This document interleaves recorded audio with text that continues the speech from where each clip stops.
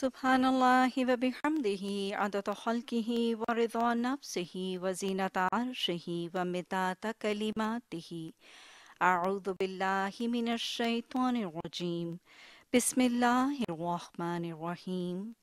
اللہم الہمنا رشدا واعصمنا من شرور انفسنا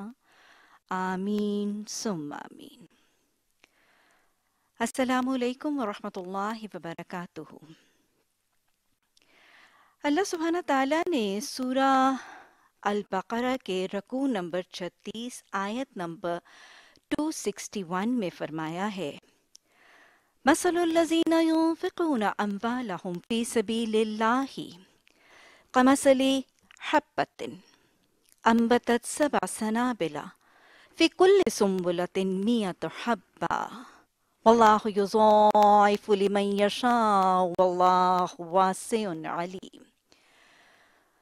ان لوگوں کی مثال جو اللہ کے راہ میں اپنا مال خرچ کرتے ہیں ایک دانے کی سی ہے۔ اس دانے میں سے 7 بالیں نکلیں اور ہر بالی میں 100 دانے۔ اللہ وہ بڑھا دیتا ہے جس کو وہ چاہتا ہے، وہ بہت ہی وسعت والا اور علیم ہے۔ اس علیم اور اس حکیم رب نے سورہ البقرہ کی ان آیات میں،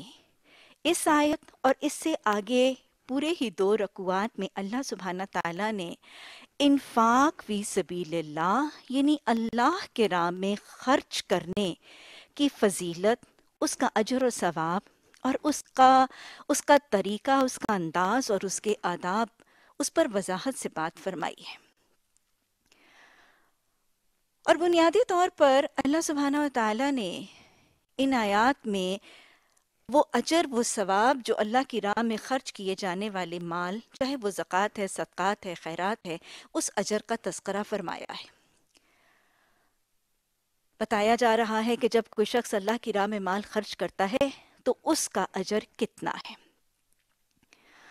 یہ ایک بہت ہی پسندیدہ عمل اور ایک بہت ہی پسندیدہ فعل، اور ایک مومن کو بنیادی طور پر قرآن میں ایک جگہ نہیں بارہا ایک کسان کے ساتھ تشبیہ دی گئی۔ کسان، آپ جانتے ہیں کہ جب کسان اپنے ہاتھ سے بیج بوتا ہے تو وہ بیج عارضی طور پر اس کے ہاتھ سے گم ہو جاتے ہیں، لیکن پھر اس کے بعد جب وہ ان کی نگرانی کرتا ہے، نگہداشت کرتا ہے، آبیاری کرتا ہے، کھاد ڈالتا ہے، ان کی حفاظت کرتا ہے ننھے منھے پودوں کی، تو پھر کچھ دیر کے بعد ایک کھیتی لہلہاتی ہے جس کو وہ کاٹتا ہے، نفع اٹھاتا ہے، فلاح پاتا ہے اور خسارے سے بچ جاتا ہے۔ یہی معاملہ مومن کا بھی ہے۔ مومن جب اپنے ہاتھ سے اللہ کی راہ میں اس کی رضا کے لیے مال خرچ کرتا ہے تو عارضی طور پر وہ مال اس کے ہاتھ سے نکل جاتا ہے، لیکن صدقات اور خیرات کے خرچ کر دینے کے بعد جب وہ بعد میں اپنے رویوں سے اس صدقہ اور خیرات کیے ہوئے مال کے اجر کی حفاظت کرتا ہے، احسان نہیں جتاتا، دکھ نہیں دیتا، تکلیف نہیں دیتا اور ریا کر کے اپنے مال کو ضائع نہیں کرتا، تو کیا ہے، اس کے لیے بھی اجر کی کھیتی ہے، کیونکہ دنیا بھی تو آخرت ہی کی کھیتی ہے۔ اور اللہ کی راہ میں خرچ کرنے والا یہ مومن بہترین اجر و ثواب پاتا ہے اور اللہ کی رضا سے فیضیاب ہوتا ہے۔ سورہ بقرہ بنیادی طور پر مدنی سورت ہے اور بالکل ابتدائی مدنی دور میں یہ سورت نازل ہوئی۔ اس سے کچھ ہی دیر پہلے ابھی مسلمانوں کی ایک جماعت، مہاجرین مکہ کی ایک جماعت، مکہ سے ہجرت کر کے مدینہ خالی ہاتھ، فقر فاقہ، محتاجی اور بہت ہی معاشی بدحالی کی حال میں جب یہاں پہ پہنچے تو نبی صلی اللہ علیہ وسلم نے انصار مدینہ اور مہاجرین مکہ کے درمیان وہ تاریخی مواخات کا معاملہ جو ہے وہ رونما کیا، اور اس مواخات ہی کے نتیجے میں انصار مدینہ انہوں نے بڑے ہی ایثار اور بڑے ہی خلوص اور محبت کا مظاہرہ کرتے ہوئے اپنے گھر بھی بانٹے، جائیدادیں بھی بانٹی، اپنے کاروبار بھی بانٹے، یہاں تک کہ اپنے باغ تک انہوں نے اپنے مہاجرین بھائیوں کے درمیان برابر برابر تقسیم کیے۔ ان کے اس مواخات کے ایثار اور اس خیر خواہی اور باہمی بھائی چارے کے مظاہرے کے بعد اللہ سبحانہ تعالیٰ نے سورہ بقرہ میں بھی اور بھی قرآن کی صورتوں میں قیامت تک کے لیے، رہتی دنیا تک کے لیے مسلمانوں کو ان کے معاشرے کے لیے ان کا معاشی نظام وضع کر دیا۔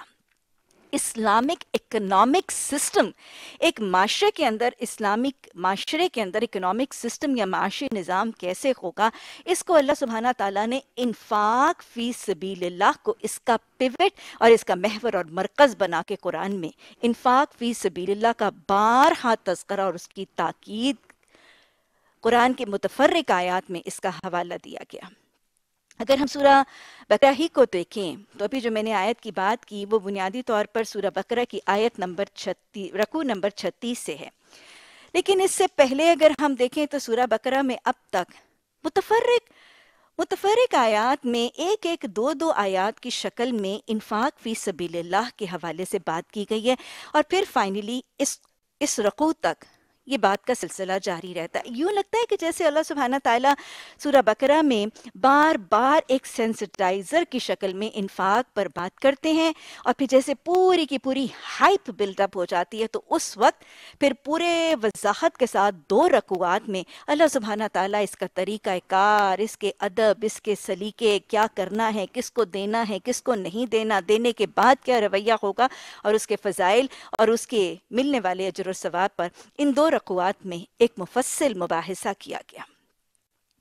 مثلا اگر ہم آغاز سے دیکھیں تو اللہ سبحانہ تعالیٰ نے سورہ بقرہ کی بالکل ابتدائی آیات میں فرمایا الف لام میم ذالک الکتاب لا ریب فیہ ھدی للمتقین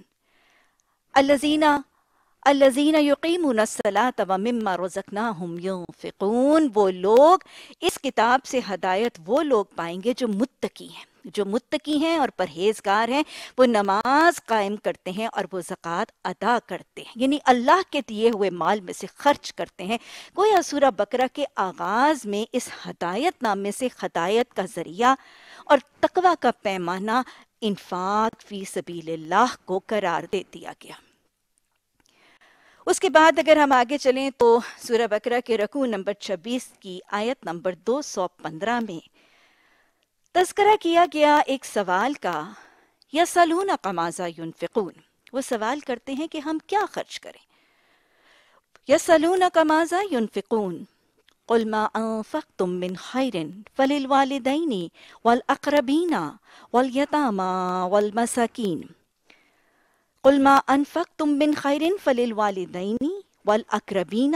والمساکین وابن السبیل، کہ دیکھو جو مال بھی تم اللہ کی راہ میں خرچ کرو گے وہ اپنے والدین، اپنے قرابت داروں، مسکینوں اور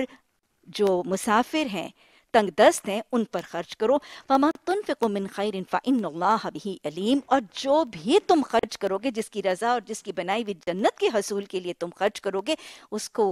اس کا علم ہوگا۔ گویا اللہ سبحانہ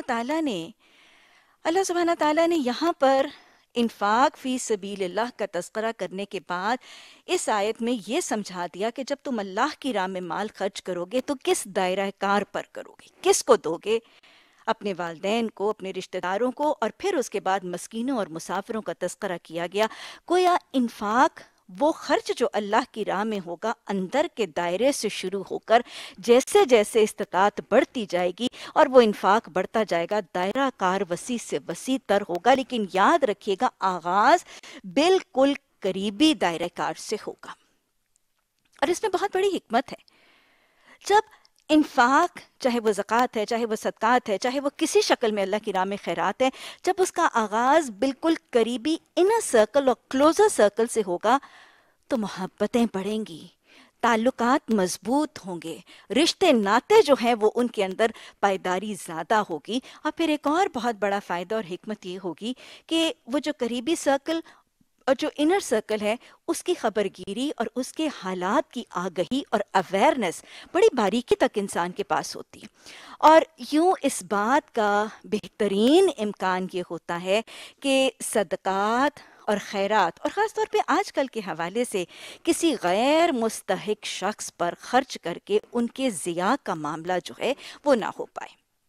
تو لہٰذا سب سے پہلے اللہ سبحانہ تعالیٰ نے انفاق فی سبیل اللہ میں وہ دائرہ کار سمجھا دیا، اور پھر اس ہی رکوع نمبر 26 کی آیت نمبر 229 میں اللہ سبحانہ تعالیٰ نے مزید وضاحت فرما دی۔ یسألونک ماذا ینفقون، وہ سوال کرتے ہیں کیا خرچ کریں؟ تو اللہ سبحانہ تعالیٰ نے آگے ہی جواب دے دیا، کہہ دیجئے جو تمہاری ضرورت سے زائد ہے وہ خرچ کر ڈالو۔ یاد رکھیے گا اللہ رازق ہے، وَاللَّهُ يَرْزُقُ مَن يَشَاءُ بِغَيْرِ حساب، وہ جس کو چاہتا ہے بلا حساب رزق دیتا ہے۔ لیکن یہ میں اور آپ جانتے ہی ہیں کہ اس رازق نے اس دنیا میں رزق، مال اور اپنی نعمتوں کی تقسیم کو مساوی یعنی برابر نہیں کیا۔ اللہ کسی کو زیادہ دے کر اور کسی کو کم دے کر آزماتا ہے، اور یہ مال اور یہ دنیاوی نعمتیں بنیادی طور پر اللہ سبحانہ تعالیٰ کی طرف سے آزمائش ہیں۔ انما اموالکم واولادکم فتنہ، یہ تمہارے مال اور تمہاری اولادیں تمہارے لیے آزمائش ہیں، یہ فتنہ ہے، آزمائش۔ تو لہٰذا جب اللہ سبحانہ تعالیٰ کسی شخص کو اس کی ضرورت سے زائد مال نوازتا ہے تو بنیادی طور پر وہ مال اس کا نہیں، یہ کسی اور کا حق ہے جو اس شخص کو اللہ سبحانہ تعالیٰ آزمانے اور پرکھنے کے لیے دے رہا ہوتا ہے۔ اور اس میں وہ آزما کیا رہا ہوتا ہے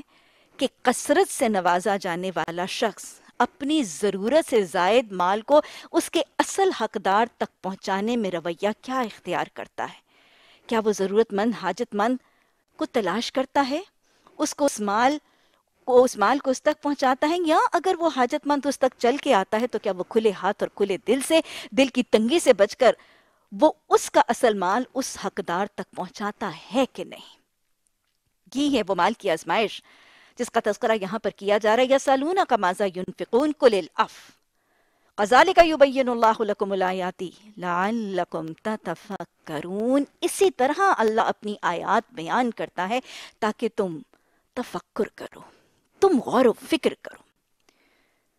تم غور و فکر کرو کہ وہ رب جو تمہیں کہہ رہا ہے کہ تم اپنی ضرورت سے زائد چیزوں کو راہ للہ جنت کے حصول کے لیے خرچ کر دو، تو تم تفکر کیا کرو، تم تدبر کیا کرو، اپنے خراجات اور اپنے دنیاوی خرچ کا معاملہ جو ہے اس پر غور و فکر کرو اور ذرا سوچو تو صحیح، ذرا غور تو کرو، تفکر اور تدبر تو کرو۔ وہ جو قرآن کہتے ہیں افلا یتفکرون افلا یتدبرون، ذرا غور و فکر کرو اور اپنی زندگی کے حالات کا محاسبہ کرو کہ یہ جو تمہاری زندگی کے اخراجات کا معمول ہے اور جو اسراف تمہاری زندگی میں رائج ہے، کیا یہ 10 ڈیزائنر جوڑے پہننے کی تمہیں ضرورت ہے؟ یہ میکن کے گولڈ ٹپڈ یا گولڈ ریمڈ ڈائننگ سیٹس کی، ڈنر سیٹس کی تمہیں ضرورت ہے؟ یا 2-3 کیرٹ کے بڑے بڑے ڈائمنڈ سولیٹیئرز پہننے کی تمہیں واقعی حاجت ہے؟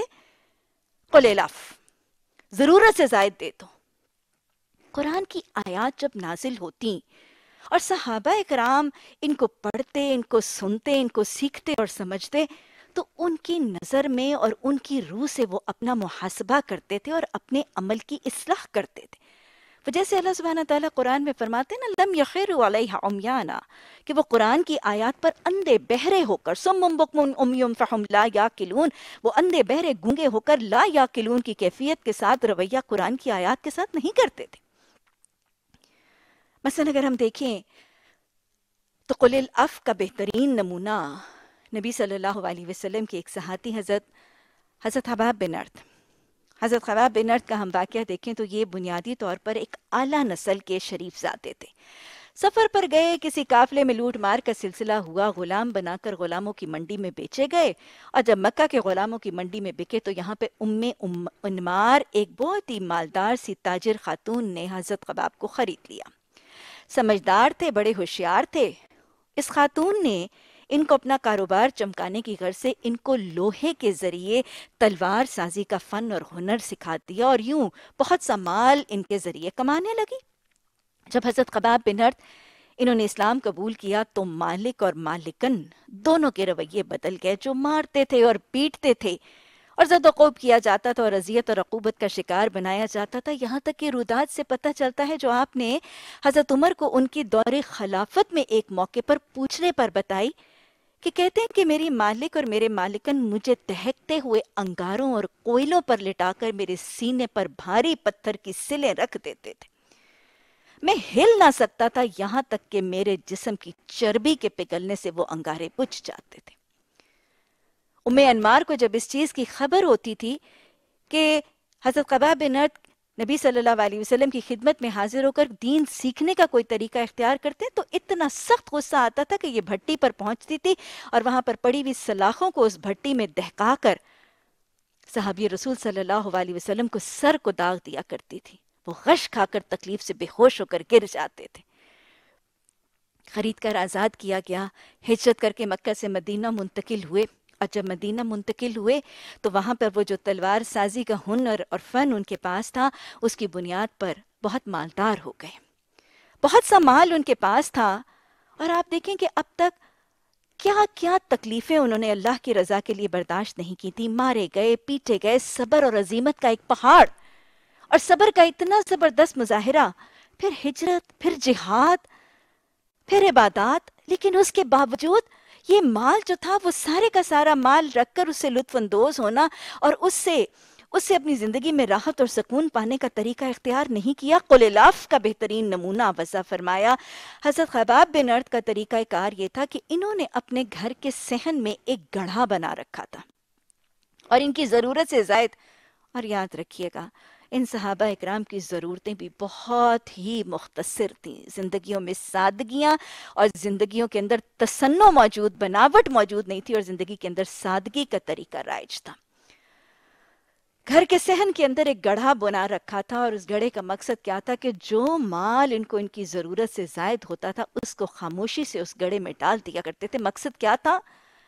کہ وہ رازق نے جو رزق ان کو ان کی ضرورت سے زائد دیا تھا اس کو اس گھڑے میں محض اس لیے ڈال دیا جاتا تھا کہ اس مال کا اصل حقدار جب اس مال کی ضرورت سے آئے گا تو اس کو میرے سامنے ہاتھ نہ پھیلانا پڑے،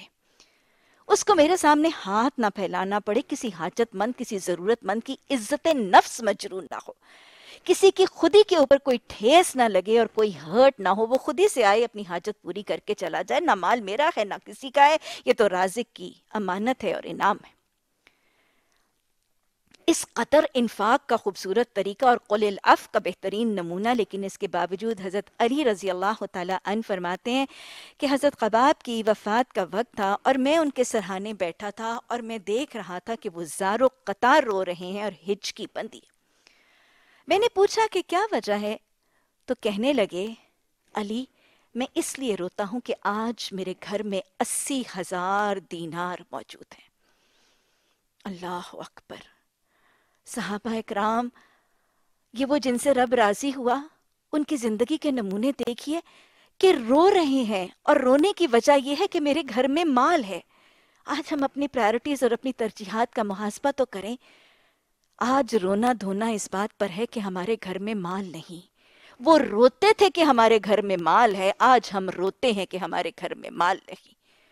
اللہ ہمیں اپنی ترجیحات درست کر کے اللہ فکر آخرت کو اپنی غالب فکر بنانے کی توفیق عطا فرما دے۔ حضرت خباب بن ارت نے کہا کہ میں اس لیے روتا ہوں کہ آج میرے گھر میں علی 80,000 دینار ہیں، اور ساتھ ہی اپنے لیے کہنے لگے، لیکن خدا گواہ ہے کہ میں نے اس کو چھپایا نہیں۔ کیسے نہیں چھپایا تھا؟ ظاہر ہے اس گڑھے میں موجود تھا، لیکن ابھی ذہن سے اٹھایا نہیں گیا تھا نا۔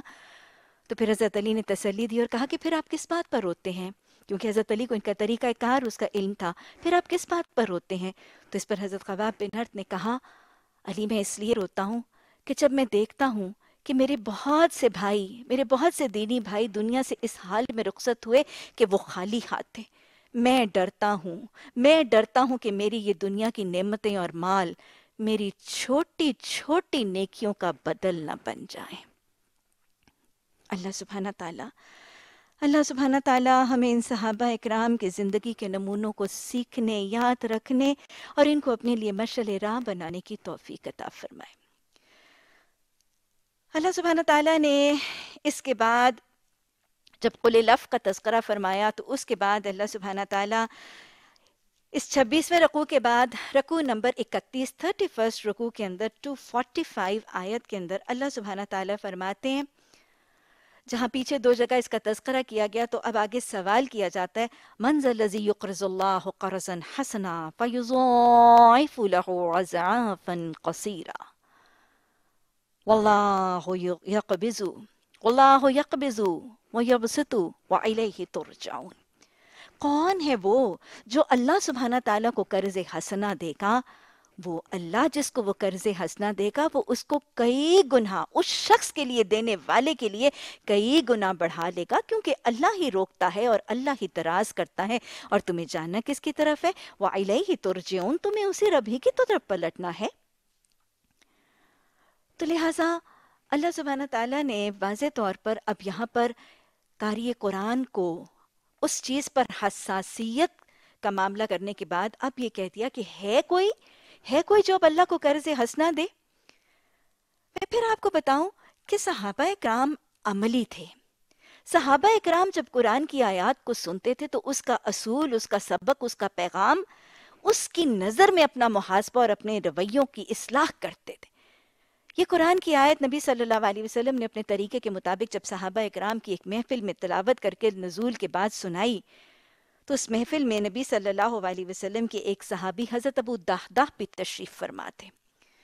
قرآن کی اس آیت کو سننے کے بعد حضرت ابو دحداح نے نبی صلی اللہ علیہ وسلم سے فوراً یہ سوال کیا، یا رسول اللہ صلی اللہ علیہ وسلم، کیا اللہ سبحانہ تعالیٰ ہم سے قرض حسنہ مانگتے ہیں؟ آپ نے فرمایا، ہاں ابو دحداح، اللہ سبحانہ تعالیٰ تم سے قرض حسنہ مانگتے ہیں اور اس کے بدلے تم سے جنت کے باغوں کا وعدہ فرماتے ہیں۔ حضرت ابو دحداح نے فرمایا، یا رسول اللہ صلی اللہ علیہ وسلم، گواہ رہیے، میرے دو باغ ہیں، میں ان کو اللہ کی راہ میں صدقہ کرتا ہوں۔ یہ ہے وہ رویہ سمعنا واطعنا، یہ ہے وہ رویہ کہ جو اللہ سبحانہ تعالیٰ کو پسند ہے۔ فاستبقوا الخیرات، نیکیوں میں بھلائیوں میں سبقت لے کے آگے سب سے نکل جانا۔ آپ صلی اللہ علیہ وسلم نے فرمایا، ابو دحداح تم نے خوب سودا کیا، لیکن میری تاکید ہے کہ تم ان میں سے ایک باغ کو اپنے لیے رکھ لو اور دوسرے کو راہ للہ وقف کر دو، اللہ کو قرض حسنہ دے دو۔ حضرت ابو دحداح نے فرمایا، یا رسول اللہ صلی اللہ علیہ وسلم، گواہ رہیے، میں نے ان باغوں میں سے بہتر باغ اللہ سبحانہ تعالیٰ کو قرض حسنہ میں دے دیا۔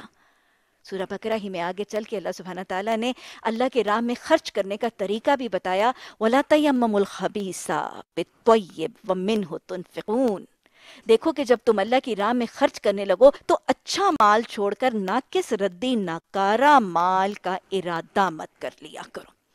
برا ردی ناقص ناکارہ مال نہ چھانٹنے لگا کرو۔ وَلَسْتُمْ بِآخِذِهِ إِلَّا أَن تُحْمِزُوا فِيهِ وَأَنَّ اللَّهَ غَنِيٌّ حَمِيدٌ، کہ دیکھو تم اللہ کی راہ میں صدقہ اور خیرات کرتے ہوئے برا ردی ناقص ناکارہ مال نہ چھانٹنے لگا کرو۔ ایسا مال اللہ پاک ہے، اللہ پاک اور صاف ستھری چیز قبول کرتا ہے۔ ایسا مال اللہ سبحانہ تعالیٰ کی راہ میں نہ دینا کہ اگر وہ تمہیں بذات خود دیا جائے تو تم بھی اس کو برتنے میں اور اس کو لینے میں اغماض برتو، اور یہ جان لو کہ جس اللہ کی راہ میں تم مال خرچ کر رہے ہو وہ غنی ہے،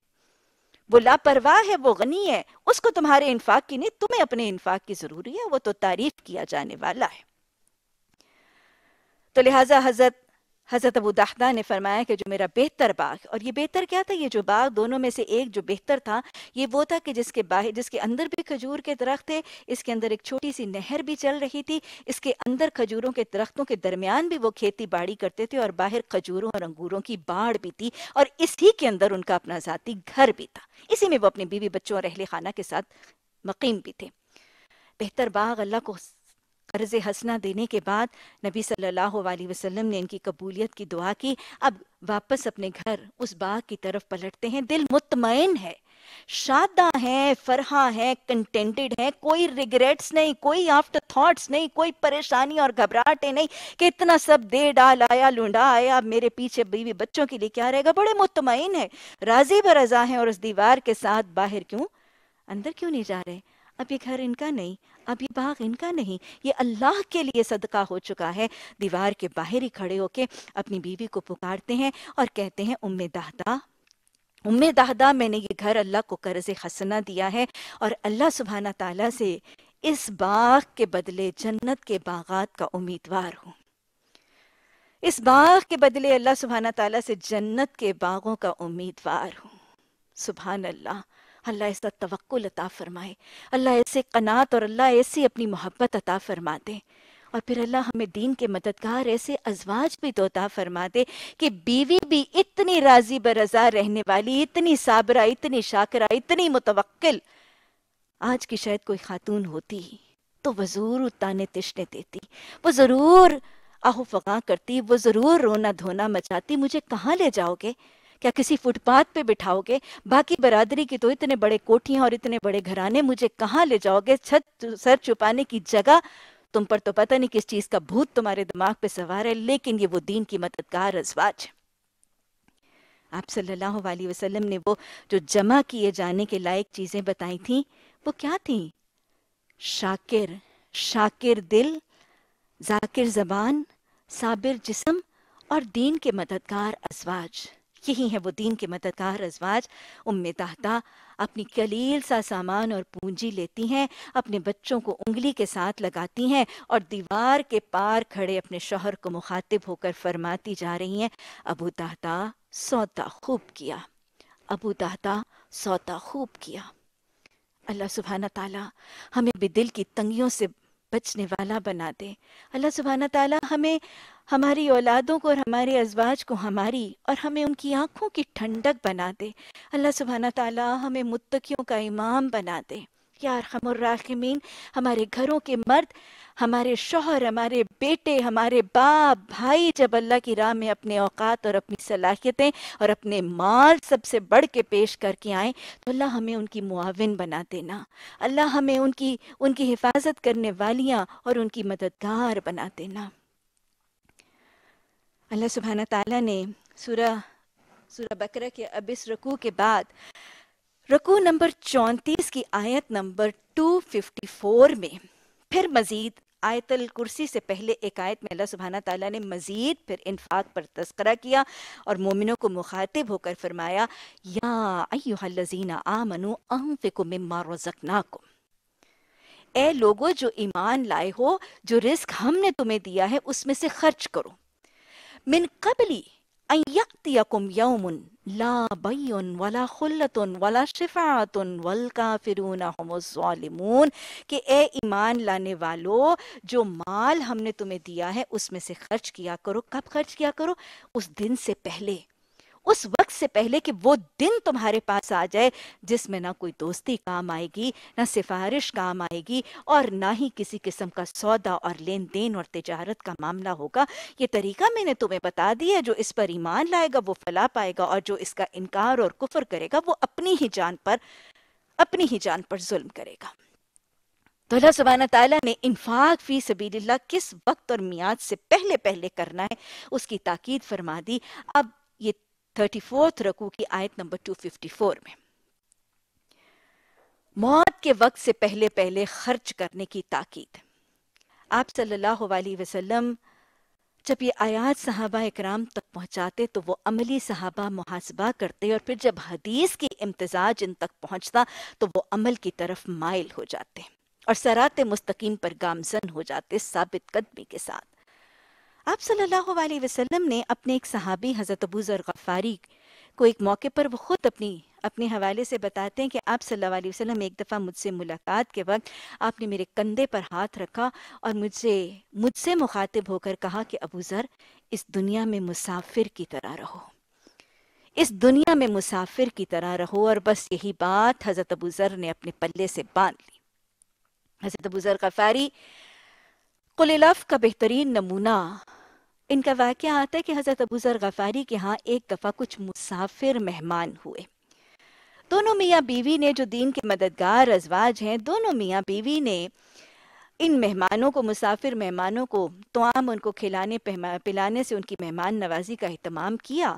اور کھانا کھانے کے بعد سردی کا موسم تھا، یہ مہمان اپنی روداد بتاتے ہیں کہ ہم مسافر تھے، ہم تھکے ہارے تھے دن بھر کے سفر سے، کچھ دیر تو ہم نے انتظار کیا کہ کھانے کے بعد ہمیں بستر وغیرہ دیا جائے گا تاکہ ہم آرام کریں،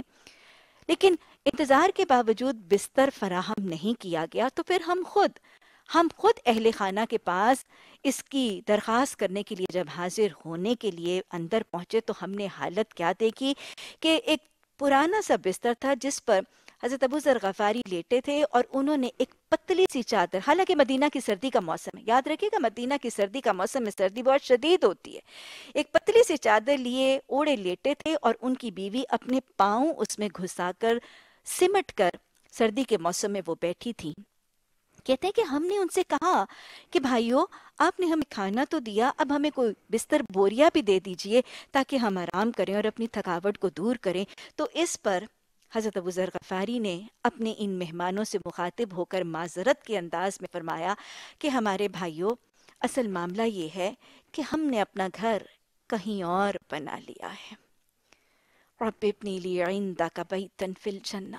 اللہ سبحانہ تعالیٰ تو نے اس دنیا کی زندگی میں تو اتنے کشادہ گھروں سے نوازا ہے، اللہ ہمارا ایک گھر جنت کے بالا خانوں میں بھی تعمیر فرما دے، اللہ ہمیں اس کا بھی حقدار بنا دے۔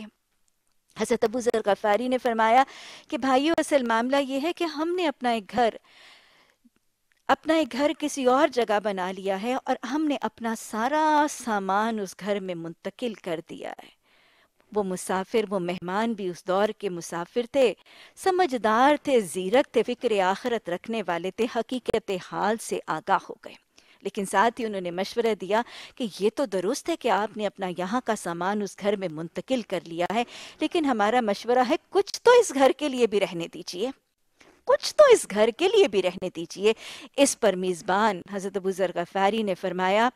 بھائیو اصل بات یہ ہے کہ میں نے اور میری بیوی، ہم دونوں نے اس بات کا احساس کر لیا ہے کہ ہمارے اس گھر اور ہمارے اس گھر کے درمیان ایک گہری کھائی ہے،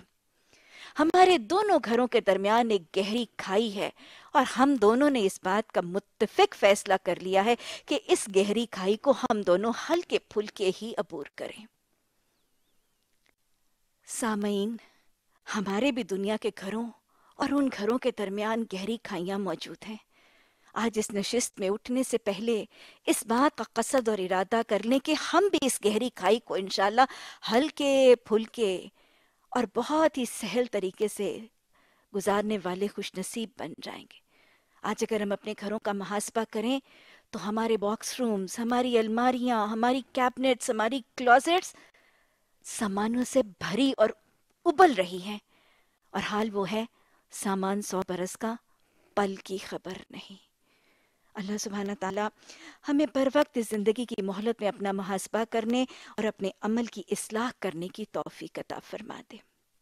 یہ ساری متفرق سورہ بقرہ کی آیات کا تذکرہ کرنے کے بعد پھر یہ 36ویں رکوع کی آیت نمبر 261 میں اللہ سبحانہ تعالیٰ نے صرف اس آیت میں نہیں، مفصل 2 رکوعات میں اللہ سبحانہ تعالیٰ نے اس ابتدائی تمہید کے بعد ان 2 رکوعات میں مفصل طریقے سے اللہ کی راہ میں خرچ کرنے کا طریقہ، اس کا اجر، اس کا ثواب اور ایک مکمل ضابطہ جو ہے اس کو وضع فرمایا۔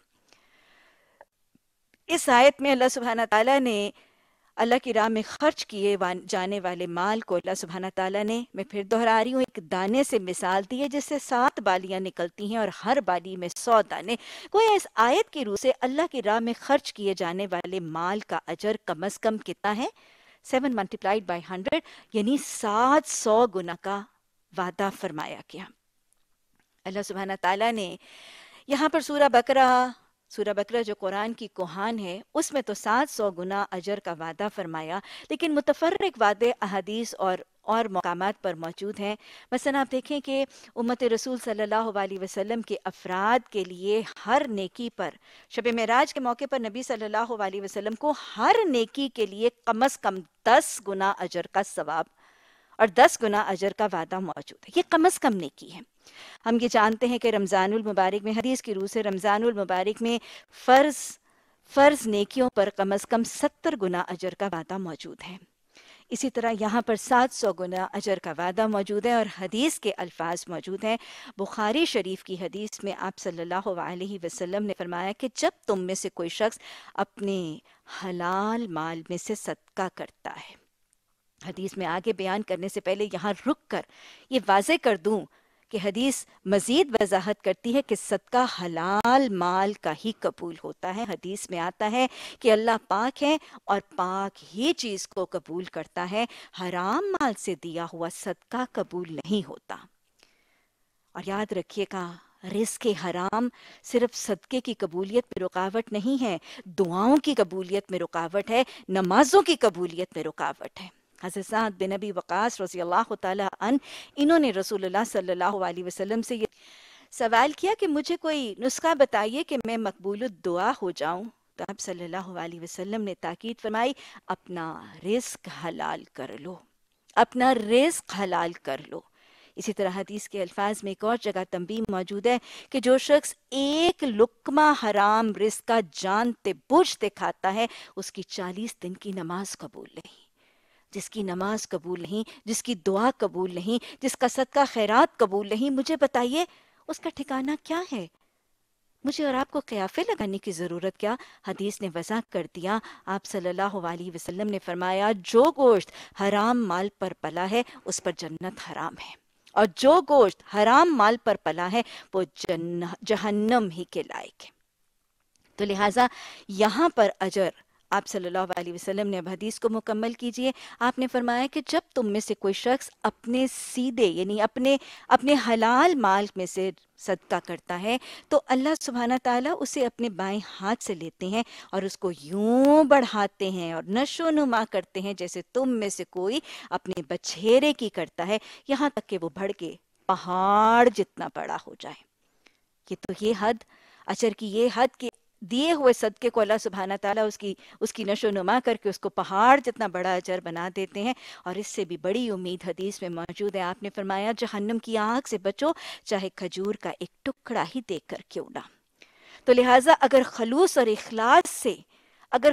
اخلاص ایک جہنم کی آگ سے بچنے کے لیے کھجور کا ٹکڑا بھی تقوی اور فکر آخرت کی نیت سے پوری ایثار اور قربانی کے ساتھ دیا گیا تو یاد رکھیے گا میرا رب کوانٹٹی کو نہیں کوالٹی پر نظر رکھتا ہے۔ اگر قربانی بہت زیادہ ہے، ایثار بہت زیادہ ہے اور اخلاص بہت زیادہ ہے تو عین ممکن ہے کہ وہ ایک دیا ہوا کھجور کا ٹکڑا اللہ سبحانہ تعالیٰ کے حضور نجات کا ذریعہ بن جائے۔ اللہ کو وہ اخلاص والا صدقہ خیرات اتنا پسند ہے کہ وہ واقعہ بھی تو آتا ہے نا، غزوہ تبوک کے موقع پر جب نبی صلی اللہ علیہ وسلم نے جہاد کے لیے فنڈ مانگا تھا تو صحابہ اکرام نے دل کھول کے صدقہ خیرات کیا تھا،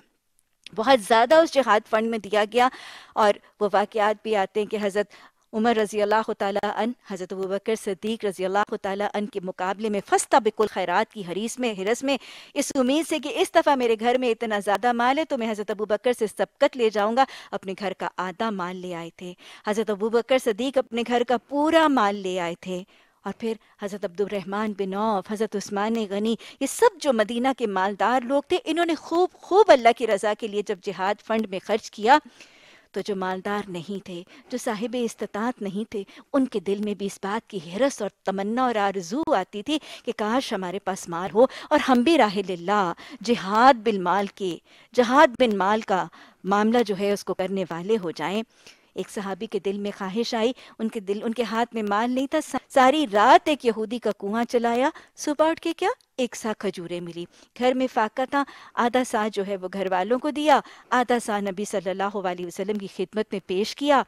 منافقین بھی محفل میں بیٹھے تھے، انہوں نے ٹھٹھا لگایا، استہزاء کیا اس مخلص خرچ کرنے والے کا، اور انہوں نے کہا لو یہ آدھا سا کھجوریں لے کر روم فتح کرنے جا رہے ہیں۔ نبی صلی اللہ علیہ وسلم کو اس مخلص کا یہ صدقہ اتنا پسند آیا تھا کہ آپ صلی اللہ علیہ وسلم نے اس کو سارے مال پر بکھیر دیا، اور اللہ سبحانہ تعالیٰ کو اس مخلص کا یہ صدقہ اور ان منافقوں کا وہ استہزاء اتنا ناپسند آیا تھا کہ سورہ توبہ میں قرآن کی آیات جو قیامت تک کے لیے قاری قرآن تلاوت کرتے رہیں گے، اس خرچ کرنے والے کی تعریف اور مذاق اڑانے والوں کی تردید کے لیے آیات نازل کر دی گئیں۔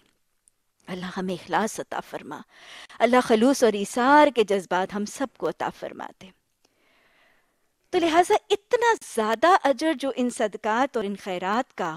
اس کو بالکل ایسے سمجھ لیجئے کہ ہم جو اپنی دنیا کی زندگی میں اللہ کی رضا کے لیے مال خرچ کرتے ہیں وہ بنیادی طور پر خرچ نہیں، ایک بینک کا تصور اپنے ذہن میں قائم کر لیجئے۔ یہ صدقات اور خیرات کا مال خرچ کرنے والا مومن ایک بینک، جس کو بسا اوقات میں آخرت انویسٹمنٹ بینک کہا کرتی ہوں، اس آخرت انویسٹمنٹ بینک میں ڈپازٹ کر رہا ہے۔ دنیا کا کوئی بینک، دنیا کا کوئی پروفیٹیبل ادارہ اتنا شور شارٹ ڈیفینٹ پروفٹ دے نہیں سکتا جتنا میرے رب کا، اس قدردان شاکر و علیم رب کا یہ آخرت انویسٹمنٹ بینک دینے کا وعدہ کرتا ہے۔ وَمَنْ أَوْفَ بِعَهْدِهِ مِنَ اللَّهِ، اللہ کے وعدے سے سچا وعدہ ہو کس کا سکتا ہے؟ یہ آخرت انویسٹمنٹ بینک اتنا شور شارٹ ڈیفینیٹ اور اتنا زیادہ منافع کوئی دنیا بھر کا بینک نہیں دیتا، اور سب سے زیادہ بڑھ کے یہ منافع یہ آخرت انویسٹمنٹ بینک اس دن دے گا جب نبی بھی نفسی نفسی پکار رہے ہوں گے، اس دن دے گا جب ہر شخص خالی ہاتھ ہوگا، تنہا ہوگا، اور کوئی اس کا معاون اور مددگار نہیں ہوگا۔ وہ دن جس کے لیے اللہ سبحانہ تعالیٰ نے سورہ عبسہ کی آیت نمبر 34 میں فرمایا یوم یفر المرء من اخی، اس دن ملے گا جس دن انسان اپنے بھائی سے بھاگ رہا ہوگا، وَأُمِّهِ وَأَبِي وَصَاحِبَتِهِ وَبَنِيهِ، وہ دن، وہ ایسی گھبراہٹ اور پریشانی کا دن جس دن انسان اپنے بھائی سے، اپنے ماں سے، اپنے باپ سے، اپنی بیوی اور اپنے بیٹے سے بھاگ رہا ہوگا، اللہ کے حضور حاضر ہوگا اور اللہ فرمائے گا لَقَدْ جِئْتُمُونَا فُرَادًا، اچھا آج آ گئے ہو نا میرے پاس اکیلے، کما خلقناکم اول مرہ، جیسے میں نے تمہیں پہلے دن پیدا کیا تھا، خالی ہاتھ، وہ سارا اپنا مال، اپنی جائیدادیں اپنے وارثوں کے پاس اس دنیا میں پونجیاں چھوڑ کے آ گئے ہو نا اکیلے۔ یہ مال آخرت انویسٹمنٹ بینک کا اس وقت کام آئے گا جب بندہ تنہا اللہ کے حضور حاضر ہوگا، اور حدیث بتاتی ہے کہ کوئی ابن آدم اپنے قدم سے ہل نہیں سکے گا، کوئی ابن آدم اپنی جگہ سے ایک قدم بھی ہل نہیں سکے گا جب تک 5 سوالوں کا جواب نہ دے دے۔ اور یہ 5 سوال کیا ہیں؟ جوانی کس حال میں گزاری، عمر کس حال میں گزاری، مال کیسے کمایا، جو کمایا تھا وہ خرچ کیسے کیا، اور جو علم دیے گئے تھے اس پر عمل کہاں تک کیا۔